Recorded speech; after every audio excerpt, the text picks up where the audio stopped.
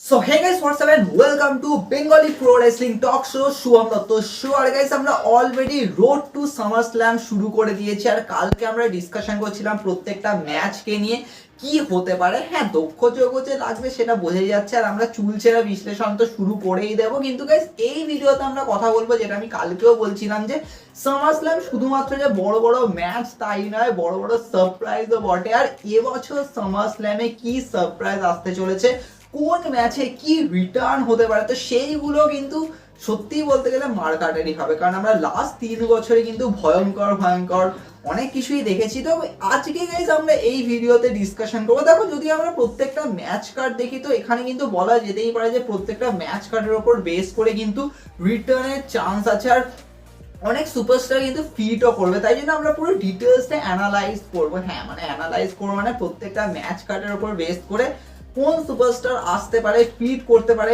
Next story line কি হতে পারে, তো সেগুলোকে নিয়ে ডিসকাশন করবো। দেখো, কিছু কিছু ম্যাচ কার্ডের চান্সেস খুবই কম রিটার্ন হওয়ার। যেমন ধরো প্রথমেই যদি আমি কথা বলি সিএম পাং এন্ড ড্রিউ ম্যাকিন্টায়ার ম্যাচ কার্ডটাকে নিয়ে, দেখো অবভিয়াস ব্যাপার, এখানে সেথ রলিন্স তো আগে থেকেই এসে বসে রয়েছে, তো এখানে কোনো রিটার্নের চান্স নেই, তাই জন্য আমি এটাকে সাইডেই রাখছি।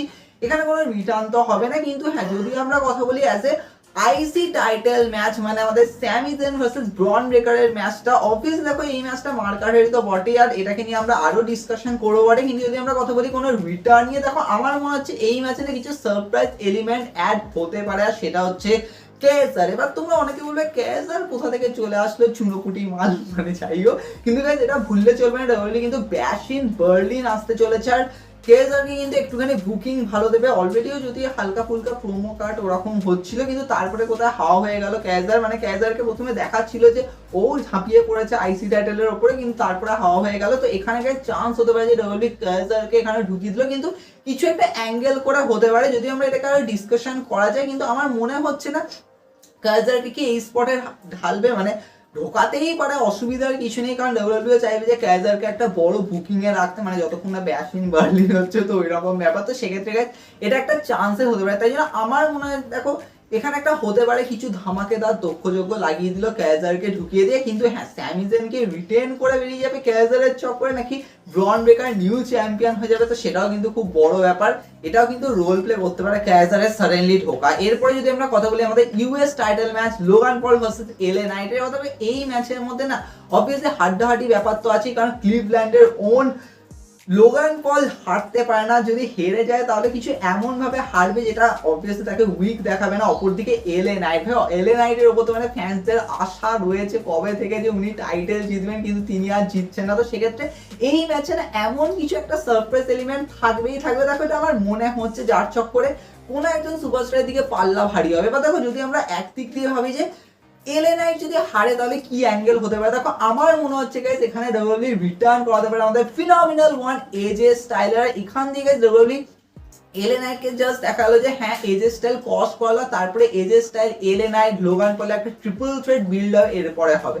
অবভিয়াসলি বলা চলে এই যে ইউএস টাইটেল অ্যারাউন্ডে তেমন কোনো হিউজ ড্রামা তো দেখতে পাচ্ছি না। মানে হ্যাঁ, কেভিন ওয়ান্স চেষ্টা করেছিল, অবভিয়াসলি কেভিন ওয়ান্স তো দিয়েছিল, রেন্ডি ওরান ছিল যখন রাসেলমেনিয়া ম্যাচটা হলো, ইভেন ডেফিনেটলি বড় ব্যাপার ছিল। কিন্তু এখানে গাইস অ্যাঙ্গেল হতে পারে, ইভেন তোমরা দেখতেই পাচ্ছ যে এজে স্টাইল লাস্ট টাইম ক্ল্যাশের দিকে আসলে ফাইট করলো, তারপরে তিনি আর নেই মানে উনি এখন আর অফ ছিলেন। অবভিয়াসলি উনি জাপানে কম্পিট করেছিলেন, কিন্তু ডেফিনেটলি হ্যাঁ, আমরা তো আর ভেবেছিলাম এজে স্টাইল নিকো ওডিসের ম্যাচ চলো ছেড়েই দিলাম। কিন্তু গাইস এখানে চান্স হতে পারে যে এজে স্টাইলকে ঢোকালো, আর এখান দিয়ে এজে স্টাইলকে আবার রিপ্যাকেজ বলবো না, কিন্তু অবভিয়াসলি আবার ঢোকাবে একটা টাইটেল পোস্টার, সেটা একটা চান্স হতে পারে। তো সেখান দিয়ে হতে পারে গাইস এলএ নাইট হেরে গেল, লোগান পল রিটেন করে চলে গেল। কিন্তু আরো অনেক কিছু গাইস স্পাইসি এলিমেন্ট অ্যাড হতে পারে। হোয়াটএভার যদি জন সিনা এর মধ্যে চলে আসা, তার চক্রে লোগান পল হেরে গেল, আর ওখান দিয়ে কি জন সিনা লোগান পলের বিল্ড আপ হতে পারে। দেখো, এটাও কিন্তু অ্যাঙ্গেল হবে, কারণ ডেফিনেটলি নেক্সট ইয়ার যেহেতু জন সিনার ফাইনাল রান, তো সেখানে অনেক কিছু কিন্তু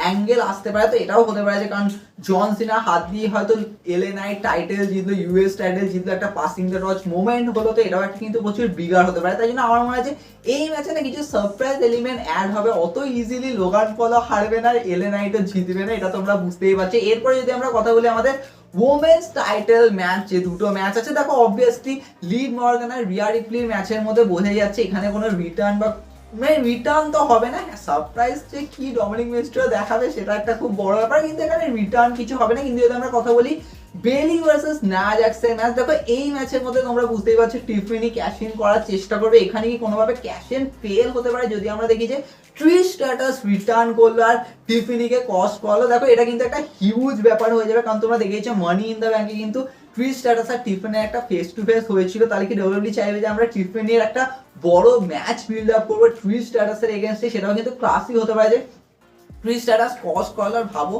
ওমেন্স মানি ইন দ্য ব্যাংকও ফেল হচ্ছে, মেন্স মানি ইন দ্য ব্যাংকের কাছে কিন্তু কিছু বলারই নেই, আর কি বলবো। কিন্তু এটা কিন্তু একটা অ্যাঙ্গেল হতে পারে, তাই জন্য আমার মনে হয় যে হ্যাঁ ট্রিশ স্ট্র্যাটাসকে এখানে আনতে পারে, কিন্তু টিফিনি ক্যাশ ইন ফেল হওয়াটা খুবই আজব হবে। কিন্তু এখানে অ্যাঙ্গেল হতে পারে, কিন্তু যদি আমরা একটা মেগা রিটার্নের কথা বলি যেটা কাছে ডব্লিউডব্লিউই প্রিপেয়ার করতে পারে, সেটা হচ্ছে আমাদের কুইন শার্লেট ফ্লেয়ারের রিটার্ন। এবার দেখো এই অ্যাঙ্গেলটা এরকম ভাবে হবে যে হ্যাঁ হয়তো বেলি সত্যি হেরে গেল নায়া জ্যাক্সের কাছে আর টিফিনি ক্যাশ ইন করলো না। এবার Nia Jax as a queen of the ring, মানে কুইন নিজেকে তো অবভিয়াসলি কুইন তো ভাববি, স্বাভাবিক ব্যাপার, তার সাথে সাথে টাইটেল জিতে গেছে, তো ওই মুহূর্তে হয়তো নায়া জ্যাক্সের একটা আলাদাই অ্যাটিটিউড থাকবে, সেই মুহূর্তে শার্লেট ফ্লেয়ার রিটার্ন করবে আর ফেস টু ফেস করবে নায়া জ্যাক্সের। তো অবভিয়াসলি এটা কিন্তু একটা ক্লাসিক স্টোরি লাইন বিল্ড করতে পারে শার্লেট ফ্লেয়ারের রিটার্নের পরে। তো সেক্ষেত্রে আমার মনে হয় যে হ্যাঁ এটা একটা অ্যাঙ্গেল মেজর হতে পারে, তাই জন্য আমার মনে হয় যে হ্যাঁ শার্লেট ফ্লেয়ারের চান্সেসটা হিউজ আছে আমি বলবো অ্যাজ এ সামার স্ল্যামের রিটার্নের ক্ষেত্রে। এরপরে যদি আমরা কথা বলি যে এই যে ডেমিয়ান প্রিস্ট ভার্সেস গুন্থারের ওয়ার্ল্ড ওয়ার চ্যাম্পিয়নশিপ ম্যাচ, এবার তোমরা একটা ব্যাপার দেখেছো যে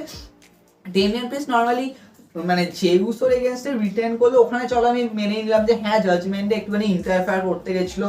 ইভেন ড্রিউ ম্যাকিন্টায়ার এগেনস্টে রিটেন করলো, ক্ল্যাশে দিয়ে গেছিলে সিএম পাং মাঝখানে বাগড়া দিল, আর কি বলবো। ইভেন মানি ইন দ্য ব্যাংকে সেথ রলিন্স এগেনস্টে রিটেন করে, বলা উচিত সেথ রলিন্স ড্রিউ ম্যাকিন্টায়ার দুজনের এগেনস্টে রিটেন করলো, ওখানেও সিএম পাং বাগড়া দিল। তো কিছু একটা অ্যাঙ্গেল হতে পারে যে এই যে ডেমিয়ান প্রিস্টের টাইটেল রিটেন করার পেছনে না কিছু একটা অ্যাঙ্গেল হতে পারে। তাহলে কি এখানে এমন একটা সুপারস্টারকে নিয়ে আসবে 1 বছর পর, ফাইনালি তিনি অ্যাপিয়ারেন্স দেবেন আর ফাইনালি একটা হিউজ ম্যাচের মানে বিল্ড আপ হওয়া শুরু হবে যখন আমরা দেখবো ব্রক লেসনারের রিটার্ন। আর গাইস ব্রক লেসনার কস্ট করবে গুন্থারকে, তার চক্করে ডেমিয়ান প্রিস্ট রিটেন করে চলে যাবে, সেখান দিয়ে ব্রক লেসনার গুন্থারের বিল্ড আপ হওয়া শুরু হবে। দেখো এটা কিন্তু একটা ক্লাসিক ওয়েতে বিল্ড হতে পারে, কারণ আমার মনে হয় যে এই ম্যাচটার মধ্যে না কিছু একটা ধামাকা করবে, কারণ যদি ডেমিয়ান প্রিস্ট রিটেন করে চলে যায় তাহলে কিছু না কিছু একটা অ্যাঙ্গেল তো হবে। কিন্তু হ্যাঁ গাইস এটাও হতে পারে যদি গুন্থার ওয়ার্ল্ড ওয়ার চ্যাম্পিয়ন হয় তাহলে ওই মুহূর্তে ব্রক লেসনার এসে ফেস টু ফেস করবে, সেটাও কিন্তু একটা খুবই বড় সড়ো অ্যাঙ্গেল হতে পারে। তাই জন্য অনেক কিছু বলা চলে।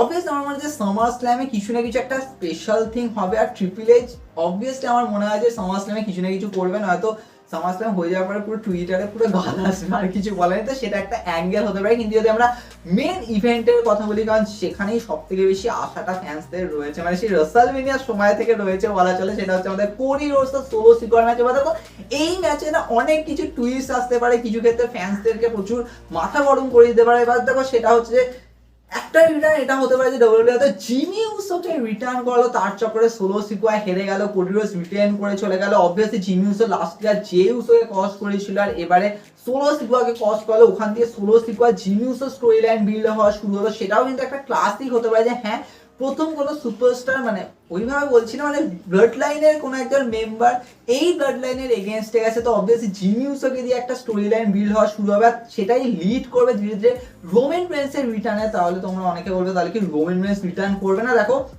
ট্রিপল এইচ হয়তো এই প্ল্যানটা করতে পারে যে আমরা রোমান রেন্সকে আরো টাইম পরে রিটার্ন করবো, সেটাও একটা অ্যাঙ্গেল হতে পারে। কিন্তু যদি আমরা একটা আরো ভয়ঙ্কর রিটার্ন দিই, কারণ অবভিয়াসলি সামার স্ল্যাম প্রচুর হাইপ বিল্ড করে বসে আছে, তাহলে কি এটা হতে পারে যখন আমরা দেখবো কোডি রোডস রিটেন তো করে নেবে কিন্তু তারপরে রক এসে অ্যাটাক করবে, আর এখান দিয়ে রক আর কোডি রোডসের যে ম্যাচটা সেটার ফিল আসা শুরু হবে, যেটা রাসেলমেনিয়া 41 লাস ভেগাস হবে। দেখো এটা কিন্তু একটা মেজর অ্যাঙ্গেল হতে পারে যে রক এসে কোডি রোডসের উপর অ্যাটাক করলো আর সেখান দিয়ে রক অ্যাজ এ ওই ব্লাড লাইন নিয়ে বেরিয়ে চলে গেল, আর কোডি রোডস উল্টে পড়ে রয়েছে, রিটেন তো করে নিয়েছে কিন্তু উল্টে পড়ে আছে, আর এখান দিয়ে সামার স্ল্যাম এন্ড হচ্ছে। এটা কিন্তু একটা খুবই ক্লাসিক এন্ডিং হতে পারে। দেখো আমার মনে হয় যে এটা কিন্তু চান্সেস হিউজ আছে যে ডব্লিউডব্লিউ হয়তো যদি রোমান রেন্সকে না নিয়ে আসে তাহলে হয়তো রককে দিয়ে ওই ফুলফিলটা করালো। কিন্তু যদি আমি লাস্টে অবভিয়াসলি আমাদের সবার আশা সবার ভরসা একটা মানুষের উপর, যদি সত্যি সত্যি রোমান রেন্স রিটার্ন করে তাহলে গাইস এই অ্যাঙ্গেলটা এরকম হতে পারে যে কোডি রোডস রিটেন তো করে দেবে কিন্তু তারপরে পুরো ব্লাড লাইন মিলে অ্যাটাক করবে, জ্যাকব ফাটু অ্যাটাক করবে, আর ওই মুহূর্তে রোমান রেন্স সেভ করতে আসবে, সোলো সিকোয়া কিছু না কিছু ভাবে পালিয়ে চলে যাবে, কিন্তু বাকি দুটো স্পিয়ার খেয়ে যেতেও পারে, কিছু বলার নেই। এখান দিয়ে রোমান রেন্স আর কোডি রোডস স্ট্যান্ড টল করবে, রিং আর ব্লাড লাইন ওদিক দিয়ে বেরিয়ে চলে গেল, এবার রোমান রেন্স বিজনেস হ্যান্ডেল করা শুরু করবে। দেখো এই অ্যাঙ্গেলটা হতে পারে, দেখো আমার মনে হচ্ছে রোমান রেন্সকে আর অপেক্ষা করাবে না, কারণ এটা পারফেক্ট স্পট আছে। কিন্তু এটা হতে পারে যে ডব্লিউডাব্লিউই হয়তো টুইস্ট মেরে দিল যে রোমান রেন্সকে আমরা নিয়ে আসবো না, কিন্তু আরো টাইম দেবো, রোমান রেন্সের স্পটটা না এরকম ভাবে প্রিপেয়ার করবো যে হ্যাঁ এমন কিছু ব্লাড লাইনের অ্যারাউন্ডে হচ্ছে যার জন্য রোমান রেন্স আসছে। কারণ দেখো রোমান রেন্স কোডি রোডসকে কেন সেভ করতে আসবে, সেটাও কিন্তু একটা ফ্যাক্টর। তাই জন্য আমার মনে হয় যে রোমান রেন্সের রিটার্ন হয়তো পরে হতে পারে, কিন্তু স্টিল আমার মনে হয় যে এই সারপ্রাইজ গুলো কিন্তু এবছর সামার স্ল্যামে থাকবে। তবে তোমাদের কি মনে হয় তোমরা সেটা কমেন্টে জানাতে পারো গাইস। অনেক ডিসকাশন হবে, অনেক কিছু আসবে, দেখা হবে নেক্সট এপিসোডে।